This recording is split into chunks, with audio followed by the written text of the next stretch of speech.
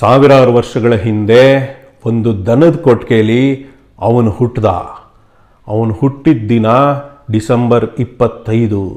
ಅದೇ ದಿನದಂದು ಅವನು ಹುಟ್ಟಿದ್ದು ಪೂರ್ತಿ ಕತ್ತಲೆಯಲ್ಲಿದ್ರೂ ಇಡೀ ಮಾನವ ಸಂಕುಲಕ್ಕೆ ಅವನು ಕೊಟ್ಟಿದ್ದ ಬೆಳಕನ್ನು ಎಲ್ಲರೂ ನೆನಪಿಸ್ಕೊತಾ ಎಲ್ಲರೂ ಕ್ರಿಸ್ಮಸ್ ಅಂತ ಒಂದು ಆಚರಣೆ ಮಾಡ್ತಾರೆ. ಅದೇ ಕ್ರಿಸ್ಮಸ್ ದಿನದ ಈ ಶುಭಾಶಯಗಳನ್ನು ಎಲ್ರಿಗೂ ಹೇಳ್ತಾ ಇದ್ದೀನಿ. ಎಲ್ರಿಗೂ ಕ್ರಿಸ್ಮಸ್ ಶುಭಾಶಯಗಳು. ಥತ್ತೇರಿಕೆ ಈ ಸಲಾರ್ ಮೂವಿ ನೋಡ್ಬಿಟ್ಟು ಮನೇಲಿ ಮಾತಾಡೋದು ಎಲ್ಲ ಒಳ್ಳೆ ಸಲಾರ್ ಥರನೇ ಆಗೋಗ್ಬಿಟ್ಟಿದೆ. ಹಲೋ, ಹಾಯ್, ನಮಸ್ಕಾರ, ಎಲ್ರಿಗೂ ಸ್ವಾಗತ. ವೀಕೆಂಡಲ್ಲಿ ಮತ್ತು ಹಾಲಿಡೇಸಲ್ಲಿ ಎರಡೆರಡು ಬಿಗ್ ಬ್ಯಾನರ್ ಫಿಲಮ್ ರಿಲೀಸ್ ಆಗಿತ್ತು. ಒಂದು ಸಲಾರು, ಇನ್ನೊಂದು ಡಂಕಿ. ಅವೆರಡು ಫಿಲಮು ನೋಡ್ಕೊಂಬಂದೆ. ಹೆಂಗೆ ಅನ್ನಿಸ್ತು, ಏನು ಕತೆ ಅಂತ ಬರೀ ನನಗನ್ಸಿದ್ದು ಹೇಗೆ ಅಂತ ಮಾತ್ರ ಹೇಳ್ತೀನಿ. ನಿಮಗೂ ಹಾಗೆ ಅನ್ನಿಸ್ಬೇಕು ಅಂತೇನಿಲ್ಲ. ನನಗನ್ಸಿದ್ದನ್ನು ನಾನು ಹಂಚ್ಕೋತೀನಿ. ಫಸ್ಟು ಸಲಾರ್ ಬಗ್ಗೆ ಮಾತಾಡೋಣ. ಸಲಾರ್ ಫಸ್ಟು ಓಕೆ, ಮಾತಾಡೋದು ಫಿಲಮ್ ಹೇಗಿತ್ತು ಅನ್ನೋದ್ರ ಬಗ್ಗೆ ಹೇಳೋಕ್ಕೆ ಮುಂಚೆ, ಸಲಾರು ಎಲ್ಲ ಭಾಷೆಯಲ್ಲೂ ರಿಲೀಸ್ ಆಗಿದೆ. ನಾನು ಎಲ್ಲ ಈ ಥರದ್ದು ಬಿಗ್ ಬ್ಯಾನರು ಪ್ಯಾನ್ ಇಂಡಿಯಾ ಅಂತೆಲ್ಲ ಹೇಳ್ತಾರಲ್ಲ, ಈ ಥರದ್ದು ಮೂವಿ ಬಂದಾಗ ಯೂಶ್ವಲಿ ಒರಿಜಿನಲ್ ಲ್ಯಾಂಗ್ವೇಜ್ ಯಾವ್ದು ಬರುತ್ತೋ ಅದನ್ನೇ ನೋಡ್ಕೊಂಬರೋದು. ಬಟ್ ಈ ಸಲ ಹೊಸದಾಗಿ ಟ್ರೈ ಮಾಡೋಣ ಅಂತ, ನಮ್ಮ ಕನ್ನಡದಲ್ಲಿ ಹೇಗೆ ಬಂದಿದೆ ಅಂತ ನೋಡ್ಕೊಂಬಂದ್ಬಿಡೋಣ ಅಂತ ಹೋಗಿದ್ದೆ. ಸೊ ಈ ಸಲ ಕನ್ನಡ ವರ್ಷನ್ ಟ್ರೈ ಮಾಡೋಣ ಅಂತ ನೋಡ್ಕೊಂಬಂದೆ. ಸೊ ಕನ್ನಡ ವರ್ಷನ್ ಹೇಗಿತ್ತು ಅನ್ನೋದ್ರದ್ದು ಫಸ್ಟ್ ಅಭಿಪ್ರಾಯ ಏನಂದರೆ, ನನಗೆ ಡಿಸಪಾಯಿಂಟ್ ಅಂತೂ ಆಗಲಿಲ್ಲ. ಕನ್ನಡ ವರ್ಷನ್ನು ಅಂದರೆ ಕನ್ನಡ ಡಬ್ಬಿಂಗ್ ಆ್ಯಂಗಲ್ಲು ಹೇಗಿತ್ತು ಅಂದರೆ ಭಾಳ ಚೆನ್ನಾಗಿ ಬಂದಿದೆ. ಅಂದರೆ ಡಬ್ಬಿಂಗ್ ಆಸ್ಪೆಕ್ಟ್ಸು ಇವೆಲ್ಲ ಭಾಳ ಚೆನ್ನಾಗಿ ಕ್ಯಾರಿ ಮಾಡಿದ್ದಾರೆ.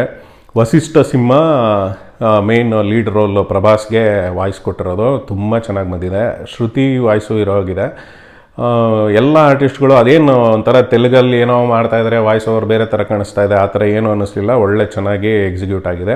ಸೊ ಕನ್ನಡ ಡಬ್ಡ್ ವರ್ಷನ್ನು ಎಲ್ಲ ನೋಡ್ಬೋದು. ಒಳ್ಳೊಳ್ಳೆ ಚೆನ್ನಾಗಿ ಟೆಕ್ನಾಲಜಿ ಇಂಪ್ರೂವ್ ಮಾಡಿ ಒಳ್ಳೆ ಚೆನ್ನಾಗಿ ಎಕ್ಸಿಕ್ಯೂಟ್ ಮಾಡ್ತಾರೆ ಅನ್ನೋದು ಒಂದು ಒಳ್ಳೆ ಕಾನ್ಫಿಡೆನ್ಸು ಬಂತು. ಅದರಿಂದ ಕನ್ನಡ ವರ್ಷನ್ಸು ಎಲ್ಲ ನೋಡ್ಬೋದು. ಇನ್ಮೇಲೆ ಆ ಥರನೂ ಟ್ರೈ ಮಾಡೋಣ, ಒಂದು ಎಕ್ಸ್ಪೆರಿಮೆಂಟ್ ಮಾಡೋಣ ಅಂತ ನೋಡಿದೆ. ಚೆನ್ನಾಗಿತ್ತು. ಓಕೆ, ಈಗ ಫಿಲಮ್ ಹೆಂಗಿತ್ತು? ಅಪ್ಪ ಗುರು, ಫಿಲಮ್ ಅಂತೂ ತಲೆ ತಲೆ ಕೆಟ್ಟು ಫುಲ್ ಉಡೀಸಾಗೋಯ್ತು. ಯಾರ್ಯಾರೋ ಹೇಳ್ತಾರಪ್ಪ ಹಂಗಿತ್ತು ಹಿಂಗಿತ್ತು ಅದು ಇದು ಅಂತೆಲ್ಲ ಹೇಳ್ತಾರೆ. ನನಗಂತೂ ತಲೆ ಕೆಟ್ಟು ಫುಲ್ಲು ಗಾನ್ಕೇಸ್ ಥರ ಆಗೋಯ್ತು. ಏನು ಅಂತಂದರೆ, ಈಗ ನಾನು ಸಿಂಪಲ್ ಹೇಳ್ಕೊಂಬರ್ತೀನಿ. ಈಗ ಓಕೆ, ಮೇಕಿಂಗ್ ಬಗ್ಗೆ ಹೇಗಿತ್ತು ಅನ್ನೋದನ್ನು ಮಾತಾಡ್ಕೊಂಬರೋಣ. ನನಗೆ ಗೊತ್ತಿರೋಂಗೆ ಕಾಮಿಡಿ ಅನ್ನಿಸ್ಬೋದು, ಬಟ್ ಇದ್ರೂ ಇರ್ಬೋದು ರಿಯಾಲಿಟಿ. ಏನು ಮಾಡಿದ್ದಾರೆ ಗೊತ್ತಾ, ಈ ಪ್ರಶಾಂತ್ ನೀಲು KGF ಇವೆಲ್ಲ ಮಾಡಿದ್ರಲ್ವ, ಆ ಸೆಟ್ಟು, ಆ ಮೈನಿಂಗ್ದು ಅವೆಲ್ಲ ಇತ್ತಲ್ಲ ಅದರಲ್ಲಿ, ಅದೆಲ್ಲ ಹಂಗಂಗೇ ಇತ್ತು. ಆರ್ಟಿಸ್ಟ್ಗಳು ಎಲ್ಲ ಇದ್ವು. ಮಧ್ಯ ಗ್ಯಾಪಲ್ಲಿ ಆ KGFನ ತೆಗಿತಾನೇ ಇದ್ರಲ್ಲ, ಮಧ್ಯ ಗ್ಯಾಪಲ್ಲಿ ತೆಗೆದಿದ್ದಾರೆ ಗುರು.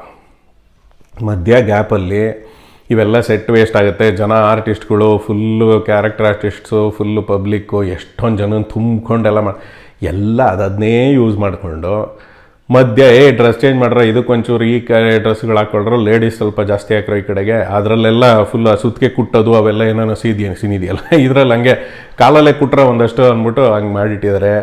ಆರ್ಟಿಸ್ಟ್ಗಳು ಅವರೇ, ಟೆಕ್ನಿಷಿಯನ್ಸು ಅವರೇ, ರವಿ ಬಸ್ರೂರು ಇವ್ರುಗಳೇ ಇದ್ದಾರೆ. ಏನು ನನಗಂತೂ 5 ಪೈಸಾ ಚೇಂಜ್ ಅಂತೂ ಏನು ಅನ್ನಿಸ್ಲಿಲ್ಲ. ಅದೇ ಕತ್ಲು ಇನ್ನೇನು ಮಾಡೋಂಗೇ ಇಲ್ಲ. ಆ್ಯಂಡ್ ಮಧ್ಯ ಸೆಟ್ಟು ಅವಾಗ ಧೂಳು ಹಿಡ್ದಿದ್ರು ಇನ್ನೇನು ವರ್ಷಂಗೂ ಇಲ್ಲ. ಅದು ಪೂರ್ತಿ ಕಸಾನೇ. ಕಸ ಇದ್ದರೆ ಇನ್ನೂ ಒಳ್ಳೆ ಅದು ರಿಚ್ ಲುಕ್ ಅದಕ್ಕೆ. ಅದೇ ಆರ್ಟಿಸ್ಟ್ಗಳು, ಅದೇ ಗರುಡ. ರಾಮ ಫಿಲಮ್ ಅಂತೂ ನಾನು ಯೂಶಲಿ ಈ ಥರ ತುಂಬ ಗನ್ನು, ಶೂಟಿಂಗು, ಫೈಟ್ ಸೀನ್ಗಳು, ಹೆವಿ ಆ್ಯಕ್ಷನ್ಸು ಈ ಥರದ್ದೆಲ್ಲ ಒಂದು ರೇಂಜ್ಗೆ ತಡ್ಕೊಂಡು ಥ್ರೆಶೋಲ್ಡ್ ಇದೆ, ನೋಡ್ತೀನಿ. ಅದನ್ನೆಲ್ಲ ಓಕೆ ನೋಡೋಣ, ಏನೋ ಒಂದು ರಿಚ್ ಆಗಿರುತ್ತೆ, ಫಿಲಮ್ ಥರ ನೋಡ್ಕೊಂಬಿಡೋದು ಅಂತ ನೋಡ್ಕೊತೀನಿ. ಬಟ್ ಈ ಫಿಲಮು ಓವರ್ ಡೋಸ್ ಆಗೋಯ್ತಪ್ಪ. ಯಾವ ರೇಂಜ್ಗೆ ಓವರ್ ಡೋಸು ಅಂದರೆ ಯಪ್ಪ ಹೇಳೋಕ್ಕಾಗಲ್ಲ. ಆ ಥರ ಎಷ್ಟೊಂದು ವಿಲನ್ ಅಂದರೆ ಆ ಗೇಮ್ ಆಫ್ ಥ್ರೋನ್ಸ್ ಥರ, ಅದೇನು ಕಿಂಗ್ಡಮಲ್ಲಿರೋ ರಾಜರುಗಳು ಎಲ್ಲ ನಾಯಕರು, ನಮಗೆ ಕ್ರೌನ್ ಬೇಕು ಅನ್ನೋ ಥರ ಅದಕ್ಕೆ ಹೋರಾಟಕ್ಕೆ ಒಬ್ಬೊಬ್ರದ್ದು ಒಂದೊಂದು ಕಾನ್ಸ್ಪಿರಸಿ. ಅದು ಯಾವ ಕಾನ್ಸ್ಪಿರಸಿ ಏನು ಅನ್ನೋದು ಅರ್ಥನೇ ಆಗಲ್ಲ ಆ ರೇಂಜ್ಗೆ. ಅದು ಕನ್ನಡದಲ್ಲಿ ನೋಡಿದಕ್ಕೆ ಒಂದು ಹಂತಕ್ಕೆ ಗೊತ್ತಾಯಿತು. ಇನ್ನು ಬೇರೆ ಭಾಷೆಯಲ್ಲಿ ನೋಡ್ಬಿಟ್ರಂತೂ ಅಷ್ಟೇ ಮುಗ್ದೇ ಹೋಯ್ತು ಕತೆ. ತಲೆ ಬಿಡ ಅರ್ಥ ಆಗಲ್ಲ. ಫುಲ್ಲು ಉಡೀಸ್ ಮಾಡಿದ್ದಾರೆ. ಸ್ಕ್ರೀನ್ ಪ್ಲೇ, ಸ್ಟೋರಿ ಟೆಲ್ಲಿಂಗಲ್ಲಿ ಏನೋ ಒಂದು ಮಾಡಿಕೊಂಡು ಎಲ್ರಿಗೂ ನನಗೆ ಗೊತ್ತಿರೋಂಗೆ ಪ್ರಶಾಂತ್ ನೀಲ ಅವ್ರ ಟೀಮಲ್ಲಿರೋ ಜೂನಿಯರ್ಸ್ಗೆಲ್ಲರಿಗೂ ನೀವು ಎಲ್ಲ ಪ್ರಾಕ್ಟೀಸ್ ಮಾಡಿ ಈ ಥರ ಮಾಡೋಕ್ಕೆ ಅಂದ್ಬಿಟ್ಟು ಜೂನಿಯರ್ಸ್ ಎಲ್ಲ ಮಾಡಿ ಏನೇನೋ ಮಾಡಿ ಒಬ್ಬೊಬ್ಬರು ನಮ್ಮ ಪೋರ್ಷನ್ ತೊಗೊಂಡು ಎಕ್ಸಿಕ್ಯೂಟ್ ಮಾಡಿದ್ದಾರೆ. ಉಡೀಸ್ ಆಗ್ಬಿಟ್ಟಿದೆ ಫಿಲಮ್ ಅಂತೂ. Heavy buildup. ಎಲ್ಲೆಲ್ಲೋ ಏನು ಅದು ಎಲ್ಲ ಮಾತೆತ್ತಿದ್ರೆ ಪ್ರಭಾಸ್ಗೆ ಸೂಪರ್ ಸ್ಲೋ ಮೋಷನ್ನು ಬಿಲ್ಡಪ್ಪು ಸೀನ್ಗಳು ಡೈಲಾಗು 2-3 ಡೈಲಾಗ್ ಒಂದೊಂದೇ ಎಕ್ಸ್ಪ್ರೆಷನ್ನು. ಅಪ್ಪ ಒರಿಜಿನಲಿ ನನಗೆ ಆ ತೆಲುಗು ಪ್ರಭಾಸ್ ವಾಯ್ಸ್ ಅಂತ ತುಂಬ ಇರಿಟೇಟಿಂಗ್. ಆ ಬಾಹುಬಲಿ ಟೈಮು ಅವಾಗಿಂದನು ಆ ವಾಯ್ಸ್ ಕೆಟ್ಟದಾಗಿ ಕೇಳುತ್ತೆ. ಸದ್ಯ ಇದರಲ್ಲಿ ವಸಿಷ್ಠ ಸಿನಿಮಾ ಬಂದಿರೋದಕ್ಕೆ ಇಟ್ ವಾಸ್ ಅಟ್ಲೀಸ್ಟ್ ಬೇರೆಬಲ್, ಚೆನ್ನಾಗಂತೂ ಅನ್ನಿಸ್ತಾ ಇತ್ತು. ಆ ವಾಯ್ಸು ಏನೋ ಎರಡು ಹೆಚ್ಚಿಗೆ ಮಾತಾಡಲ್ಲ ಮನುಷ್ಯ, ಏನೋ ಓಕೆ ನಡ್ಕೊಂಡು ಹೋಯ್ತು. ಅದು ಏನು ಕ್ಯಾರೆಕ್ಟರ್ ಆರ್ಟಿಸ್ಟ್ಗಳು, ಅಪ್ಪ ರಾಮ. ದೇವರಾಜ್ನೆಲ್ಲ ಹಾಕ್ಕೊಂಡು ನಾವು ಒಂದು ಖುಷಿ ವಿಷಯ ಅಂದರೆ ಎಲ್ಲ ನಮ್ಮ ಕನ್ನಡದ ಟೀಮು, ಭುವನ್ ಗೌಡ ಸಿನಿಮಾಟೋಗ್ರಫಿ ಎಲ್ಲ ಅಪ್ರಿಷಿಯೇಟ್ ಮಾಡಿ. ಏನು ಮಾಡೋದಲ್ಲ ಅಪ್ರಿಷಿಯೇಟ್ ಮಾಡೋದು, ಏನೋ ಸರಿ ಅಂತೂ ಹೋಗಲಿಲ್ಲ. ಹೆಂಗೆ ಬರೀ ಅದೇ ಓವರ್ ಡೋಸ್ ಮಾಡಿದ್ರೆ ಏನು, ಅದು ಒಂಥರ ಅದೇ. ಈಗ ಆಂಧ್ರ ಅವರು ತೆಲುಗು ಫಿಲಮ್ಮು, ಈ ಆಂಧ್ರ ಮೀಲ್ಸ್ಗೆ ಹೋಗ್ತೀವಲ್ಲ, ಎಲ್ಲ ಹೋಗಿರ್ತೀರ ಅನ್ಸುತ್ತೆ. ಈ ನಂದಿನಿ ಈ ಥರದ್ದು ಆಂಧ್ರ ಮೀಲ್ಸ್ಗೆ ಹೋದರೆ ಗೊತ್ತಲ್ಲ, ಹಿಂಗೆ ಫುಲ್ಲು ರೈಸು ಹಾಕ್ತಾ ಇರ್ತಾರೆ. ಆಂಧ್ರ ಮೀಲ್ಸು ತುಂಬ ತೋಡ್ತಾ ಇರ್ತಾರೆ. ರೈಸ್ ಹಾಕಿ ಅಂದರೆ ಸಾಕು, ಅವರು ಜುಯಿ ಅಂತ ಹಿಂಗೆ ಹಾಕ್ಬಿಡ್ತಾರೆ ಪೂರ್ತಿ. ಆ ಥರ ರೈಸ್ ತಿಂದು ವಾಂತಿ ಬರೋಷ್ಟು ರೈಸು ಹಂಗೆ ತುಂಬಿಟ್ಟಿದ್ದಾರೆ ಇದರಲ್ಲಿ. ಎಲ್ಲನೂ ಓವರ್ ಡೋಸ್, ತಲೆ ಕೆಟ್ಟೋಯ್ತು. ದೇವರಾಜ್ ಹೇಳ್ತಾ ಇದ್ನಲ್ಲ, ದೇವರಾಜ್ ಬರ್ತಾರೆ ಪಾಪ, ಲೆಕ್ಕ ಹಾಕಿದ್ರೂ ಒಂದು 7-8 ಲೈನ್ ಡೈಲಾಗ್ಸ್ ಇದ್ದಾರೋ ಅವ್ರಿಗೆ. ದೇವರಾಜು ಫಸ್ಟ್ ಅಂತೂ ಸುಮ್ಮನೆ ಹಿಂಗೆ ನೋಡ್ತಾನೆ ಇರ್ತಾರೆ, ಎಲ್ಲ ಅಲ್ಲಿ ಇಲ್ಲಿ ಹಿಂಗೆ ಡೈಲಾಗೇ ಇಲ್ವಲ್ಲಪ್ಪ ದೇವರಾಜ್ಗೆ ಅಂತ ಫುಲ್ಲು. ಅಯ್ಯೋ ರಾಮ, ಈ ಥರದವರೇ ಹಿಂಗೆ ಆಗೋಯ್ತು. ಇನ್ನೊಂದು ಈ ಪ್ರಭಾಸ್ ಅಮ್ಮನ ರೋಲ್ ಮಾಡಿದಾರಲ್ಲ, ಆಕಿ ಅಂತೂ heavy over acting, heavy buildup. ಆಕಿನೂ ನಾನು ಬಿಲ್ಡಪ್ ತೊಗೋತೀನಿ ಅನ್ನೋ ರೇಂಜ್ಗೆ ಆ್ಯಕ್ಟಿಂಗು. ಅದೇನು ಪ್ರಯೋಜನ, ಹೀರೋಯಿನ್ ಅಂತೂ ಅದು ಏನಕ್ಕೆ ಅನ್ನೋದೇ ಗೊತ್ತಿಲ್ಲ. ಕತೆ ಹೇಳ್ಕೊಂಡು ಹೋಗ್ತಾ ಇರುತ್ತೆ. ಸಡನ್ನಾಗಿ ಹೆಂಗೆ ನಿಂತೋಗುತ್ತೆ ಅಂತಂದರೆ, ಅಯ್ಯೋ ಇನ್ನೂ ತುಂಬ ಕತೆ ಇದೆಯಪ್ಪ, ನಿಲ್ಲಿಸ್ರ ಇಲ್ಲಿ, ಇದನ್ನು ಫಸ್ಟ್ ಪಾರ್ಟ್ ಅಂತ ನಿಲ್ಲಿಸ್ಬಿಡೋಣ, ನೆಕ್ಸ್ಟ್ ಸೆಕೆಂಡ್ ಪಾರ್ಟ್ ಮಾಡೋಣ ಅಂದ್ಬಿಟ್ಟು ಅಲ್ಲಿಗೆ ನಿಲ್ಲಿಸ್ಬಿಟ್ಟಿದ್ದಾರೆ ಫಿಲಮ್. ಅದು ಸದ್ಯ ನಿಲ್ಲಿಸಿದ್ರು. ಇಲ್ಲಿ ನಮ್ಮ ಥಿಯೇಟ್ರಲ್ಲಂತೂ ಇನ್ನೂ 20 ನಿಮಿಷ ಇರುವಾಗಲೇ ಒಬ್ಬೊಬ್ಬರೇ ಸಾಕು ನಡಿಯಪ್ಪ ಇನ್ನು ನೋಟು ಎದ್ದೆದ್ದು ಎಲ್ಲರೂ ಟೈಮ್ ನೋಡ್ಕೊಳ್ತಾ ಇದ್ದಾರೆ.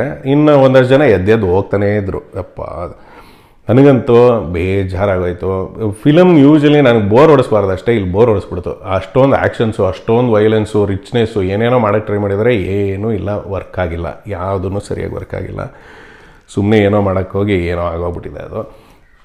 ಅದು ಬಿಟ್ಟರೆ ನನಗೆ ಇನ್ನೂ ಒಂದು ಅನಿಸಿದ್ದು ಏನಂತಂದರೆ, ಎಲ್ಲ ಫಿಲಮು ಮಿಕ್ಸ್ ಮಾಡಿಬಿಟ್ಟಿದ್ದಾರೆ ಇವರು. ಕಾಮಿಡಿ ಅಂತ ಹೇಳಬೇಕು ಅಂತಂದರೆ ಉಗ್ರಂ ಆಫ್ಕೋರ್ಸು, ಅದಂತೂ ಫಸ್ಟ್ ಹಾಫ್ ಎಲ್ಲರೂ ಅದೇ ಹೇಳ್ತಾರೆ. ಅದು ಬಿಟ್ಟರೆ ನಮ್ಮ ಟಗರು ಪಲ್ಯ ಅಂತ ಒಂದು ಫಿಲಮ್ ಬಂದಿತ್ತು, OTTನಲ್ಲಿದೆ. ಅದು ಚೆನ್ನಾಗಿದೆ. ಅದರಲ್ಲಿ ಫುಲ್ಲು ಅದು ಅವ್ರದ್ದೆಲ್ಲ ರಿಚುವಲ್ಸ್ ಇದೆಯಲ್ಲ, ಅದಕ್ಕೆ ಬಲಿ ಕೊಡಬೇಕಾದ್ರೆ ಅದಕ್ಕೆ ನೀರು ಹಾಕಬೇಕು, ಕುತ್ತಿಗೆ ಮೇಲೆ ಅದು ಹಿಂಗೆ ಕೊಡಬೇಕು, ಅವಾಗಲೇ ಕಡಿಯೋದು ಅಂದ್ಬಿಟ್ಟು ಅದರದ್ದೆಲ್ಲ ಮೆನ್ಷನ್ ಎಲ್ಲ ಬರುತ್ತೆ ಈ ಫಿಲಮಲ್ಲಿ. ಅದನ್ನು ತಗೊಂಡಿದ್ದಾರೆ. ಕಾಟೇರಮ್ಮ ದೇವರು ಅಂತ ಕಾಟೇರದು ಬರುತ್ತೆ. ಸೊ ಎಲ್ಲ ಫಿಲಮ್ ಹಾಕ್ಕೊಂಬಿಟ್ಟಿದ್ದಾರೆ. ಸೊ ಈ ಫಿಲಮ್ ಆಗಬೇಕಾದ್ರೆ ಎಲ್ಲ ಫಿಲಮೂ ಒಂದು ಮಿಕ್ಸ್ ಆಗಿಬಿಟ್ಟಿದೆ. ಏನೋ ಮಾಡೋಕ್ಕೆ ಹೋಗ್ಬಿಟ್ಟು ಏನೋ ಆಗೋಗ್ಬಿಟ್ಟಿದೆ. ಫುಲ್ಲು ಪ್ರಯೋಜನ ಅಂತೂ ಇಲ್ಲ. ಎಲ್ಲ ಮಾತಾಡ್ತಾ ಇದ್ದವರೆಲ್ಲ ಒಂದೇ ಟೋನ್. ನಾನು ಆಗಲೇ ಹೇಳಿದ್ನಲ್ಲ ಕ್ರಿಸ್ಮಸ್ ವಿಶ್ ಮಾಡೋ ಥರ, ಅದೇ ಥರ ಮಾತಾಡಿಕೊಂಡು ನಾವು ಮನೆಗೆ ಬಂದು ಏನಿದು ಇವತ್ತು ಕಾಫಿ ಕುಡಿಯೋಣವಾ ಬೇಡವಾ, ಕಾಫಿ ಕುಡಿಲೇಬೇಕಾ ಅಂತ ಆ ಥರ ಮಾತಾಡೋಂಗೆ ಆಗೋಗ್ಬಿಡ. ಫುಲ್ಲು ಪಾರಾಮ ಕೇಳೋದೇ ಬೇಡ ಹಂಗಾಗೋಯ್ತು. ಸೊ ಅದು ಸಲಾರ್ ಬಗ್ಗೆ. ಸೊ ಸಲಾರ್ ನಿಮಗೆ ಧೈರ್ಯ ಇದ್ದರೆ ಹೋಗಿ ಥಿಯೇಟ್ರಲ್ಲಿ ನೋಡಿ, ಏನು ಮಾಡೋ ಕೆಲಸ ಇಲ್ಲ, ಸುಮ್ಮನೆ ಗಡ ಬಡ ಅಂತ ಅದು ನೋಡಬೇಕು.